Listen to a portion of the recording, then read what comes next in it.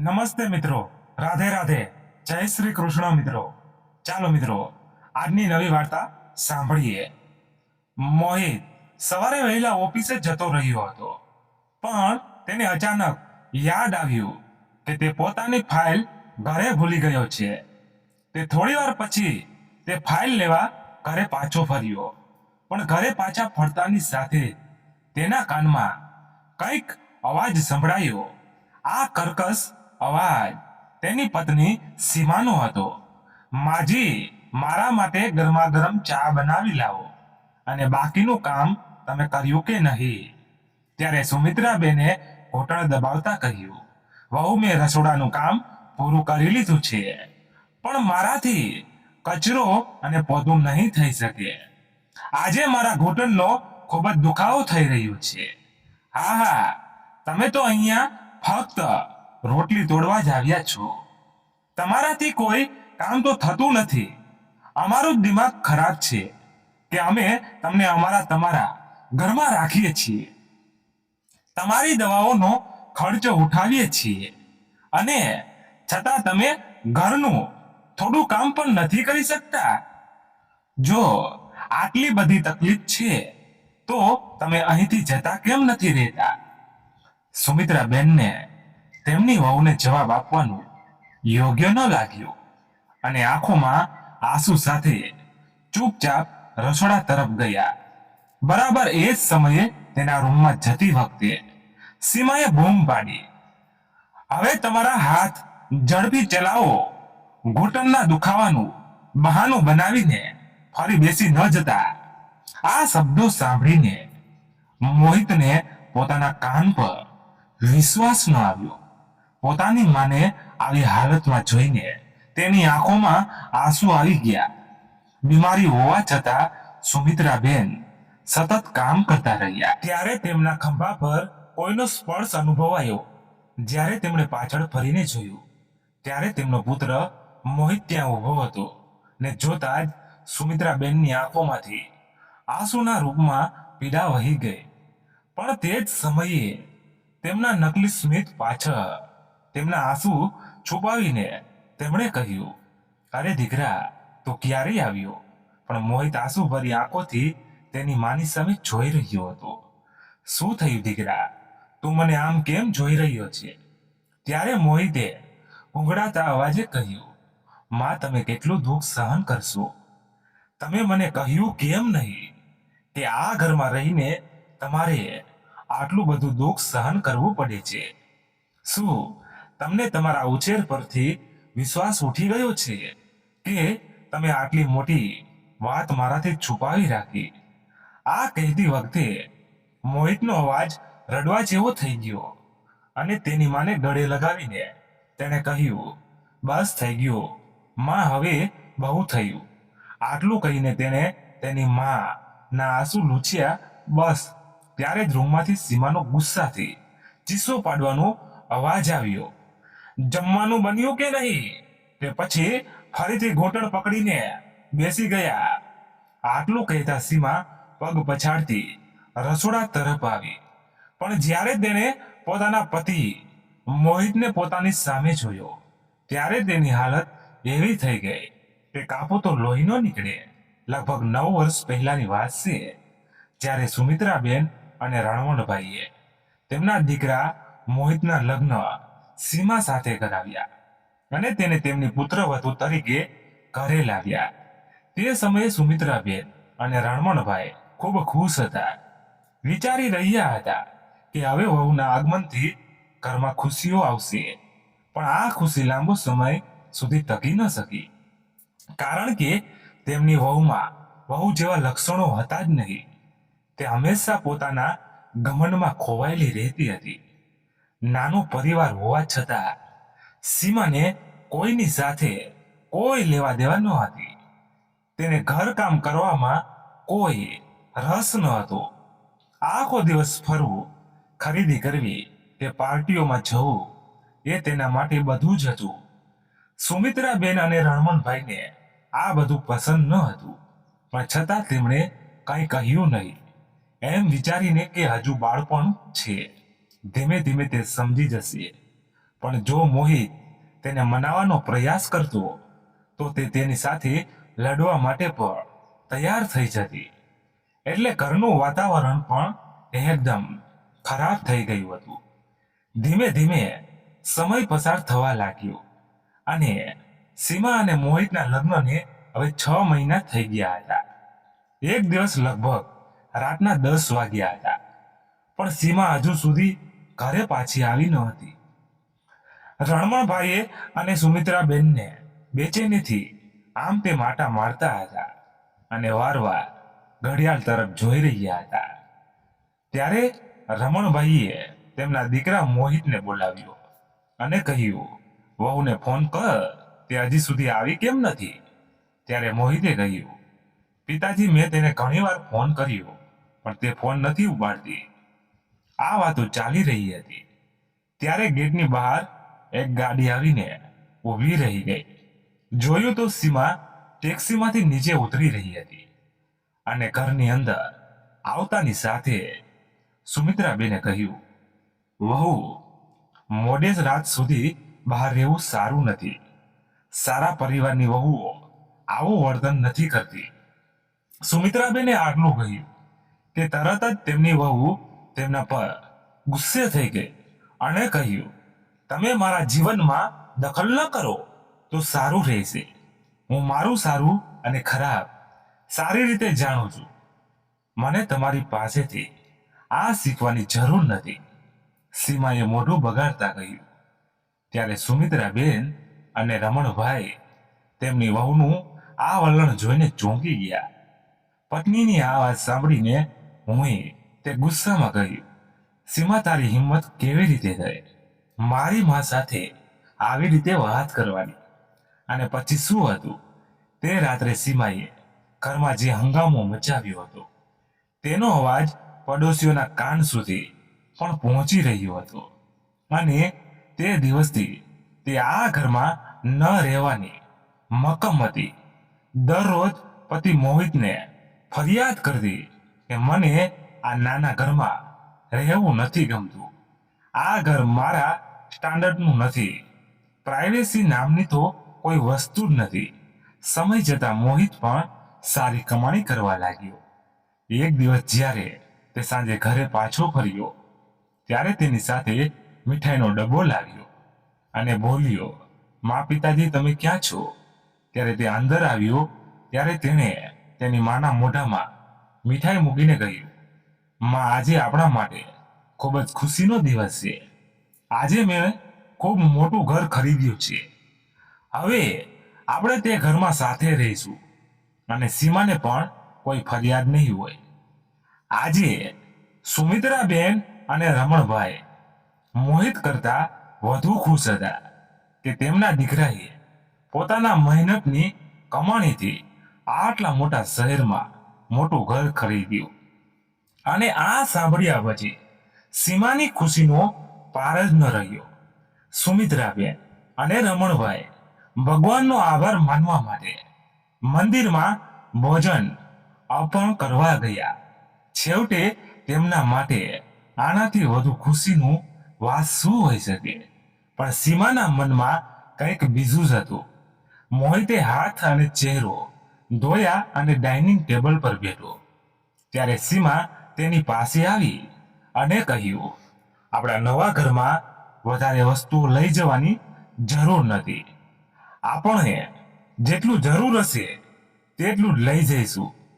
આમ પણ મા, પિતાજી આ ઘરમાં જ રહેશે. જ્યારે પણ આપણને કોઈ વસ્તુની જરૂર પડશે ત્યારે આપણે અહીંથી લઈ જઈશું. મોહિતે તેની પત્નીની વાત સાંભળીને ચોંકી ગયો. પછી તેણે કહ્યું, તું આ શું કહી રહી છે? મારા મા, પિતાજી અહીં કેમ રહેશે? હું તેમનો એકનો એક દીકરો છું અને હું તેમનાથી દૂર નહીં રહું. જો મને નથી લાગતું કે તેઓ આ ઘર છોડીને તેમના દીકરા અને વહુના ઘરે જવા માંગશે.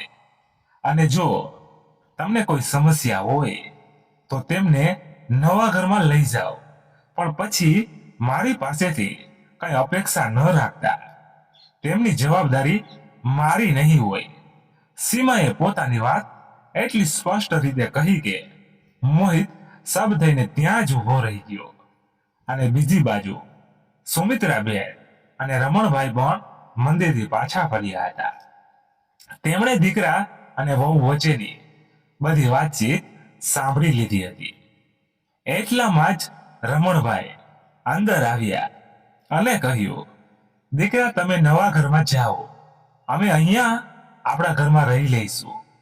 પછી પોતાની વહુ તરફ જોઈને રમણભાઈએ કહ્યું, હા, આ ઉંમરે પણ અમારા હાથ પગ કામ કરી રહ્યા છે, તો કોઈને અમારી જવાબદારી લેવાની જરૂર નથી.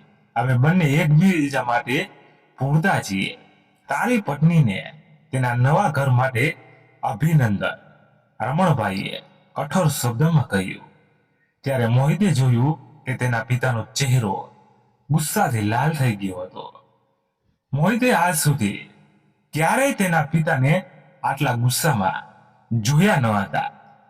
તે જ સમયે રડતા રડતા તેણે તેના પિતાના પગ પકડીને કહ્યું, પિતાજી, તમે જે ઈચ્છતા હતા તે કહી દીધું અને સીમાએ પણ તેની વાત કહી દીધી. પણ કોઈએ મારા વિશે ન વિચાર્યું. હું તમારા લોકોથી દૂર કેવી રીતે રહીશ? પોતાના દીકરાને રડતું જોઈને રમણભાઈ અને સુમિત્રાબેનની આંખોમાંથી આંસુ વહેવા લાગ્યા. ત્યારે રમણભાઈએ તેને ઉઠાવીને ગળે લગાવ્યો અને ગુંગળામણ ભરે અવાજમાં કહ્યું, નિરાશ ના થા દીકરા, આપણે એક જ શહેરમાં છીએ. જ્યારે પણ તને મન થાય ત્યારે અમને મળવા આવી જજે. પણ દિવસમાં એકવાર ફોન કરીને તારો અવાજ સંભળાવી દેજે. તારા વૃદ્ધ માતા પિતા તેનાથી સંતુષ્ટ થઈ જશે. પણ મોહિત ના માન્યો અને કહ્યું, ના પિતાજી, મેં નક્કી કરી લીધું છે, હું તમને છોડીને ક્યાંય નહીં જાઉં. ત્યારે સીમાએ બેશરમીથી કહ્યું, તમને ફક્ત તમારા માતા પિતાની ચિંતા છે. મારી ઈચ્છાઓ તમારા માટે કોઈ મહત્વની નથી રાખતી. આટલું તો આ લોકોએ પણ સમજવું જોઈએ કે તેમણે પોતાના દીકરા અને વહુની ખુશીમાં પોતાની ખુશી શોધવી જોઈએ. અને મેં તમને પહેલેથી જ કહ્યું હતું કે મને પ્રાઇવેસી જોઈએ છે. હવે હું તમારા અભણ માતા પિતાને વધારે સહન નથી કરી શકતી. આ સાંભળીને મોહિતનો ગુસ્સો સાતમા આસમાને પહોંચી ગયો અને તેને સીમા પર હાથ ઉપાડવા લાગ્યો. તો રમણભાઈએ તેમનો હાથ પકડી લીધો. પછી તેમણે તેમના દીકરા સામે હાથ જોડીને કહ્યું, દીકરા, હું તમને અહીંથી ચાલ્યા જવા વિનંતી કરું છું. અમારા કારણે તમારા પારિવારિક જીવનને બરબાદ ન કરો. હું ફક્ત એટલું જ ઈચ્છું છું કે તમે ખુશીથી જીવો. જો અમે તમારા સંબંધોને ખરાબ થતા જોઈશું તો અમને શાંતિ નહીં મળે. આટલું કહીને રમણભાઈએ પોતાના દીકરાને ગળે લગાવ્યો. મોહિત અને તેના માતા પિતાની આંખોમાં આંસુ આવી ગયા. ત્રણેયની આંખોમાં આંસુ હતા. સીમા ખૂબ ખુશ હતી કે આખરે તેનો પ્લાન સફળ થયો. આગળ શું હતું? 15 દિવસ પછી દીકરો અને વહુ નવા ઘરમાં શિફ્ટ થઈ ગયા. સીમા પોતાના નવા ઘરે આવીને ખૂબ જ ખુશ હતી. પણ મોહિત અલગ રહેવા હોવા છતાં પણ પોતાના માતા પિતાની સારી સંભાળ રાખતો. તે રોજ પોતાના માતા પિતા સાથે ફોન પર વાત કરતો, તેમના હાલચાલ વિશે પૂછતો અને દર અઠવાડિયે તેમને જરૂરી વસ્તુઓ લાવીને માતા પિતા સાથે થોડો સમય વિતાવતો. જ્યારે પણ તેના માતા પિતાને કોઈ કામ હોય ત્યારે તે તરત જ ત્યાં પહોંચી જતો. તો રમણભાઈ ડાયાબિટીસથી પીડાતા હતા, એટલા માટે તેમને દર અઠવાડિયે ડોક્ટર પાસે લઈ જતો.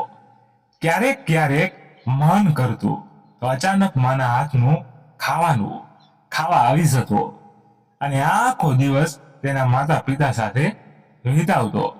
જે દિવસે તેમનો દીકરો તેમની સાથે હતો, સુમિત્રાબેન અને રમણભાઈના ચહેરા ગુલાબની જેમ ખીલી ઉઠતા. તે દિવસે તેમને કોઈ તહેવારથી ઓછો ન લાગતો. એક દિવસ જ્યારે રમણભાઈ ફરીથી ઘરે પાછા ફર્યા ત્યારે સુમિત્રાબેન રસોડામાં રસોઈ બનાવી રહ્યા હતા. અરે વાહ સુમિત્રા, ખાવાની સુગંધ તો ખૂબ જ સરસ છે. આખા ઘરમાં સુગંધ આવે છે.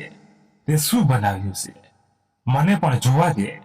રમણભાઈએ રસોડામાં રસોઈ બનાવતા સુમિત્રાબેન સાથે વાત કરી અને રસોડામાં તૈયાર થતી વિવિધ વાનગીઓ જોવા લાગ્યા. શું વાત છે સુમિત્રા, આજે આટલી બધી રસોઈ બનાવી છે. જાણે આજે તહેવાર હોય પણ ખાવા માટે આપણે બે જ છીએ. અને જુઓ, પનીરનું શાક અને પુલાવની સાથે મારા મનપસંદ ભજીયા અને ખીર પણ બનાવી છે.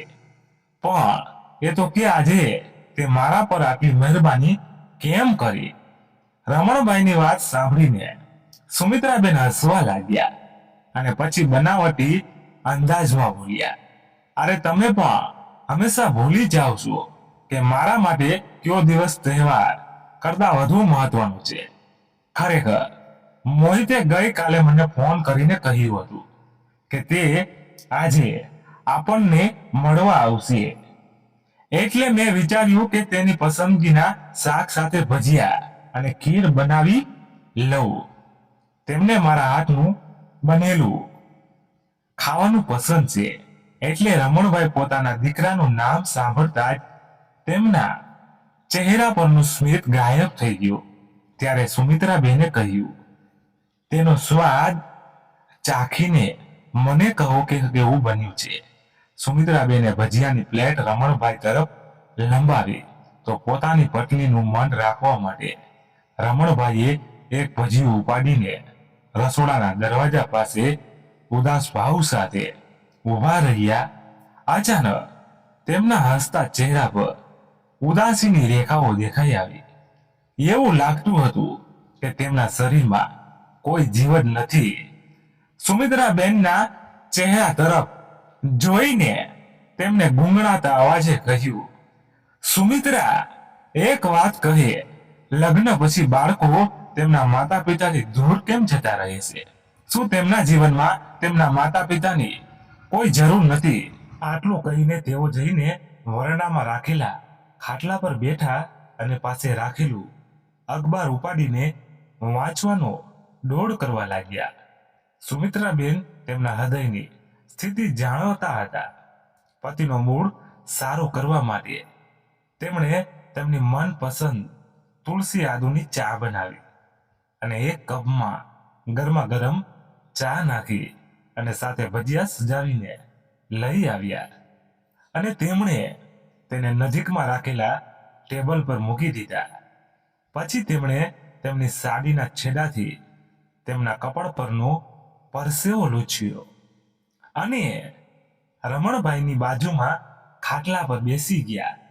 પણ રમણભાઈએ અખબાર વાંચવાનું ચાલુ રાખ્યું તો સુમિત્રાબેને તેમના હાથમાંથી અખબાર લીધું અને બાજુ પર રાખ્યું. પછી તેમણે કહ્યું, મને ખબર છે કે તમે અખબાર નથી વાંચી રહ્યા.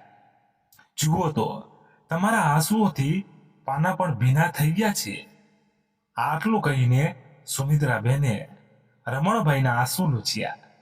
પછી તેમણે કહ્યું, તમે પણ હદ કરો છો. તમે પોતે જ તમારા દીકરાને અલગ ઘરમાં રહેવા કહ્યું હતું. ત્યારે તે આપણને છોડીને જવા પણ માંગતો નહોતો.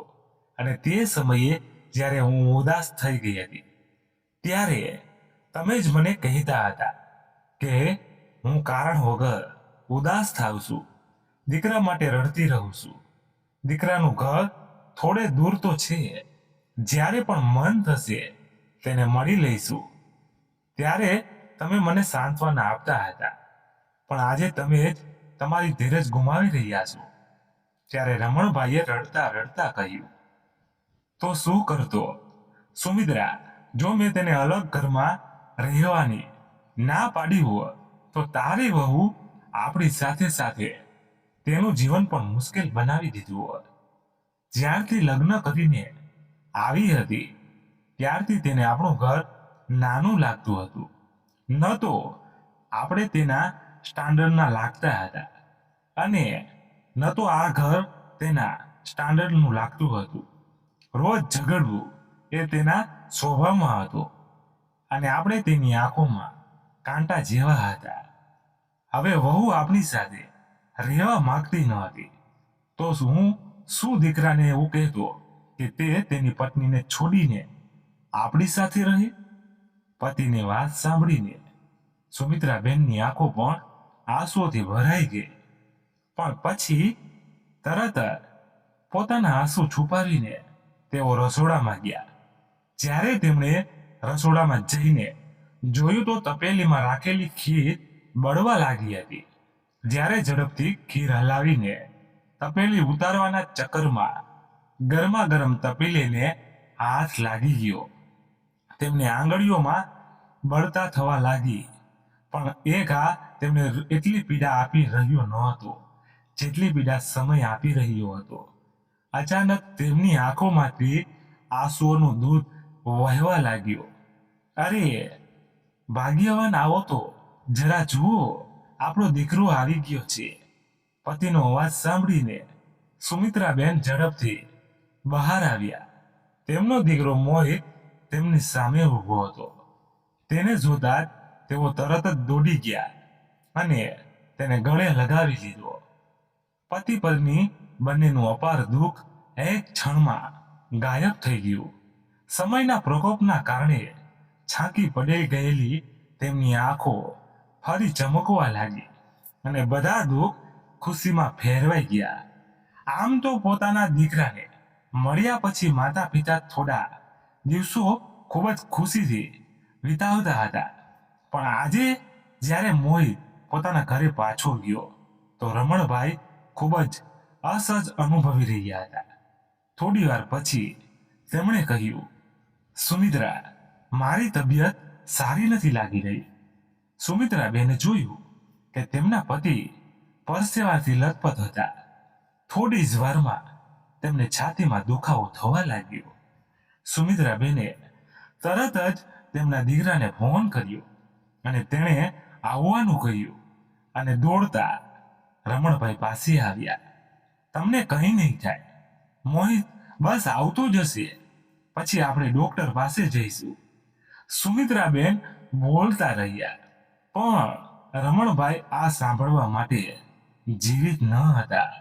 તેઓ થાકીને પથારી પર પડી ગયા હતા અને તેમના બધા દુઃખોમાંથી મુક્તિ મળી ગઈ હતી. આ બધું જોઈને સુમિત્રાબેનને એવું લાગ્યું કે જાણે તેમની આખી દુનિયા ઉજળી ગઈ હોય. બીજી બાજુ મોહિતના દુઃખનો કોઈ પાર ન હતો. તે પોતાના પિતાના મૃત્યુ માટે પોતાને જવાબદાર માની રહ્યો હતો. પણ હવે તેને પોતાની માને એકલે છોડી દેવાનું યોગ્ય ન લાગ્યું અને તેમને પોતાની સાથે ઘરે લઈ આવ્યો. તેને તેની પત્ની સીમાને તેની માની ખૂબ સંભાળ રાખવા કહ્યું અને સીમાએ પણ આમાં માથું હલાવ્યું. દિવસો આમ જ પસાર થતા ગયા. સમય જતા સુમિત્રાબેન બીમાર રહેવા લાગ્યા હતા. તેમને ઘૂંટણમાં પણ દુખાવો થતો હતો. મોહિત એક સારા ડોક્ટર પાસે એમની સારવાર કરાવી રહ્યો હતો. પણ તેને રાહત થઈ કે હવે તેની માં તેની સાથે છે અને તેઓ ખૂબ જ આરામથી છે અને તેની પત્ની સીમાએ પણ આનો કોઈ વાંધો નથી, બલકે તે તેની માની ખૂબ જ સારી સેવા કરે છે. એક દિવસ મોહિત ઓફિસ માટે વહેલો નીકળી ગયો પણ તે પોતાની એક ફાઇલ ઘરે ભૂલી ગયો હતો. તો થોડી વાર પછી તે પોતાની ફાઇલ લેવા ઘરે પહોંચ્યો. પણ જેવો તે ઘરે પાછો ફર્યો ને અને દરવાજો ખોલવા લાગ્યો તેને એક અવાજ સાંભળ્યો. આ કર્કશ અવાજ તેની પત્ની સીમાનો હતો અને સીમાએ જે કહ્યું તે સાંભળીને મોહિત એટલો બંધો ચોંકી ગયો કે તેના પગ નીચેથી જમીન સરકી ગઈ. જ્યારે તેને જોયું કે તેની પત્ની તેની માં સાથે નોકરો કરતા પણ ખરાબ વર્તન કરી રહી છે. મોહિતને પોતાના કાન પર વિશ્વાસ ન આવ્યો. પોતાની માને આવી હાલતમાં જોઈને તેની આંખોમાં આંસુ આવી ગયા અને તે વિચારવા લાગ્યો કે હું કેટલો બેદરકાર હતો, જે પોતાની માં સાથે બેસવા માટે 2 ઘડીનો સમય પણ ના નીકાળી શક્યો. ત્યાં ગુજરી ગયા ત્યારથી માં ખૂબ એકલી પડી ગઈ છે અને મારા જીવનમાં એટલો બધો વ્યસ્ત થઈ ગયો છું કે મારી માની વૃદ્ધ આંખોમાં છુપાયેલી પીડાને હું ઓળખી પણ ન શક્યો. આજે મેં જે વાતો સાંભળી, શું મારી માં આ બધી વાતો રોજ સાંભળે છે? આ ઘરમાં રહીને મારી માને 2 ટકનું ભોજન પણ નથી મળતું. મને પોતાની ઉપર શરમ આવે છે. ચરીને મોહિતનું લોહી ઉકળી ઉઠ્યું. બીમાર હોવા છતાં સુમિત્રાબેન સતત કામ કરતા રહ્યા. તેમની આંખો આંસુઓથી ભરાઈ ગઈ. કોઈને ખબર ન હતી કે મોહિત બહાર ઊભો રહીને બધું સાંભળી રહ્યો હતો. મોહિત તેની મા પાસે આવતાની સાથે સુમિત્રાબેને નકલી સ્મિત પાછળ પોતાના આંસુ છુપાવવાનો નિષ્ફળ પ્રયાસ કર્યો. પછી મોહિતે કહ્યું, માં, મને લાગતું હતું કે તમે અહીંયા ખૂબ જ ખુશ છો, ખૂબ આરામથી રહો છો, પણ ભણશો. દીકરા, મને તો કોઈ તકલીફ નથી. હજી કેટલું જૂઠું બોલશો? તમે તમારા દીકરાથી આજ સુધી તમે મને કહ્યું કેમ નહીં કે સીમા તમારી સાથે આવો વર્તન કરે છે? કે તમને તમારા ઉછેર પર વિશ્વાસ નથી, જે મને તમારા દુઃખ અને મુશ્કેલીઓમાં પણ સામેલ ન કરી શકો? મોહિતે કહ્યું અને તેની માનો હાથ પકડીને તેના માથા પર મૂક્યો. પછી તેણે કહ્યું, માં, તમને મારી કસમ, જો તમે આજે જૂઠું બોલ્યા તો હવે મને સાચું કહો. સીમા મારી ગેરહાજરીમાં તમારી સાથે કેવું વર્તન કરે છે? ત્યારે સુમિતાબેનના મનમાં એ બધી વાતો ફરવા લાગી. કેવી રીતે સીમા મોહિતની હાજરીમાં તેની સાસુની સંભાળ રાખવાનો દોડ કરતી હતી, પણ તે જતાની સાથે તે મને ઘરની નોકરાણી બનાવી દેવામાં આવતી હતી. તો સુમિત્રાબેન તેમની વહુને કંઈ પૂછતા તો તે જવાબ આપતી, હું શું કરું છું અને શું નહીં તેની સાથે તારે શું લેવા દેવા? ક્યાંય જતા પહેલા તે તેમણે કહીને જવાનું પણ જરૂરી નથી માનતી. જો કોઈ દિવસ મોહિત તેની મા માટે તેમની મનપસંદ વસ્તુ લાવીને આપતો તો તે ગયા પછી ઘરમાં ઝઘડો ઊભો કરી દેતી હતી. માના ડરથી સુમિત્રાબેન હંમેશા તેમના દીકરાને કહેતા, દીકરા, મારા માટે કંઈ ના લાવ. સુમિત્રાબેનના ઇનકાર છતાં મોહિતે તેમના રૂમમાં ટીવી લગાવ્યું, જેથી તેની મા તેમના ફ્રી સમયમાં પોતાનું મનોરંજન કરી શકે. એક દિવસ સુમિત્રાબેનનું મન થયું, તેથી તેઓ થોડી વાર ટીવી જોવા બેઠા. પણ સીમાએ તે જોયું કે તરત જ તેના આખા શરીરમાં આગ લાગી ગઈ અને ગુસ્સામાં તેણે સુમિત્રાબેનના હાથમાંથી રિમોટ છીનવી લીધું અને ટીવી બંધ કરીને બોલી, હું થોડી વાર માટે ઘરની બહાર ગઈ. તમે તો ટીવી જોવા જ બેસી ગયા. તમારા રૂમમાં અલગ પંખો ચાલી રહ્યો છે. આ બધાનું બિલ કોણ ભરશે? તમે કે તમારા સ્વર્ગસ્થ પતિ? હવે વહુએ પોતાના બાળકોને પણ આવી વાતો શીખવવાનું શરૂ કરી દીધું હતું.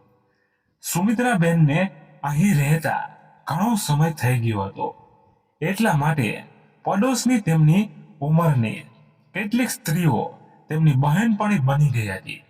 પણ જ્યારે પણ તેમની કોઈ બહેનપણી તેમને ઘરે મળવા આવતી, ત્યારે બાળકો ત્યાં બેસીને તેમની દાદી જે કહેતા તે બધું ખૂબ ધ્યાનથી સાંભળતા. તેઓ તેમની બહેનપણી સાથે શું વાત કરતા હતા ને પછી તે જઈને તેની માને બધું કહી દેતા. જ્યારે પણ સીમા તેના બાળકોને ખાવાની વસ્તુઓ લાવવાનું કહેતી, ત્યારે બાળકો તેમનાથી વસ્તુઓ છુપાવીને લાવતા અને જ્યારે સુમિત્રાબેન સુવા જતા રહેતા ત્યારે ખાતા હતા. એક બે વાર સુમિત્રાબેન તો તેમને પૂછ્યું પણ હતું કે દીકરા તું શું લઈ જઈ રહ્યો છે? ત્યારે બાળકોએ કહ્યું, કઈ નહીં દાદી, મમ્મીએ કરિયાણાનો સામાન મંગાવ્યો હતો, અમે એ જ લાવ્યા છીએ. સુમિત્રાબેન બધું સમજતા હતા, પણ તેમને કઈ કહ્યું નહીં. પણ તેમને બાળકોને ખોટી વાતો શીખવવી યોગ્ય ન લાગી. તેથી એકવાર તેમણે તેમની વહુને કહ્યું, વહુ, બાળકોને આવી ખોટી વાતો ના શીખવા. જો તમે લોકો મારી સામે કંઈક ખાશો તો પણ હું તમારી પાસેથી છીનવીને નહીં ખાઈ લો. પણ તેમનો દરેક શબ્દ તેમની વહુને તીરની જેમ બીંધી નાખતો. તે ગુસ્સામાં કહેતી, માજી આ ઉંમરે તમે આટલા ચટાકાવાળા કેમ છો? જો તમે કઈ ઉલટું સીધું ખાશો તો તમે બીમાર થઈ જશો. અને બાળકો આ બધી બાબતો વિશે શું જાણે? તમે તો કારણ વગર બાળકોને દોષ આપી રહ્યા છો.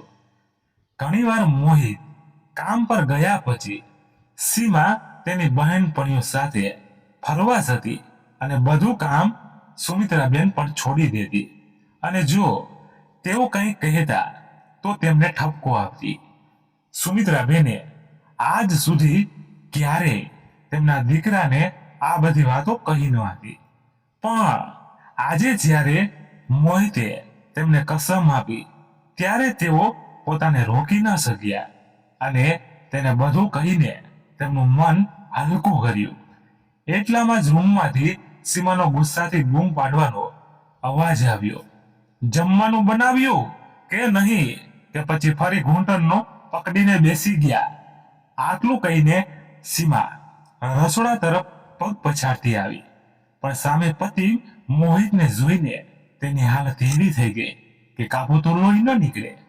સીમાનું આ બેશરમ વર્તન જોઈને મોહિતનું લોહી ઉકળી ઉઠ્યું અને તેણે તેની પત્નીને ખેંચીને તેના ચહેરા પર થપ્પડ મારી દીધી.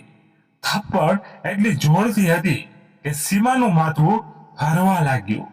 પછી શાંત થયા પછી સીમાએ ધ્રુજતા અવાજે કહ્યું, તમે ક્યારે આવ્યા? હું ત્યારે જ આવી ગયો હતો જ્યારે તું મોટા અવાજે વાત કરતા મારી માને ધમકાવી રહી હતી. તારી હિંમત કેવી રીતે થઈ કે મારી માં સાથે નોકરો જેવો વ્યવહાર કરે? તું હજી કેટલે નીચે પડીશ?